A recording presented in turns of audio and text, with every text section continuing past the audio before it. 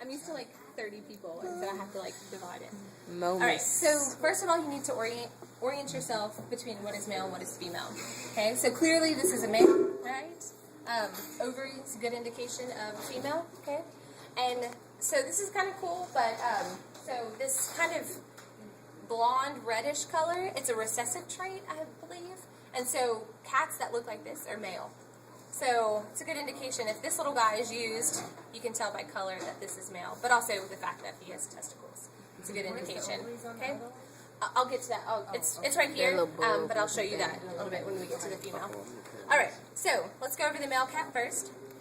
So if I were to ask scrotum, I would ask right here or right here. Okay. So within here there is a testicle, but if I wanted to pin testicle, I would pin right here. Okay. But this, so if you were to put the testicle back in, that would be the scrotum, okay? So the scrotum is just a protective covering. And I didn't mention this before, so y'all listen. But the scrotum is a protective covering because the testicles actually lie outside of the body. And the reason for that is for the testicles to actually work optimally, it has to be at a lower temperature than your what body is body temperature. temperature. Okay? So that's why they're outside of the body. And when they get too cold, they shrink back up. That's actually due to the darter muscle. So, anyways, but okay, so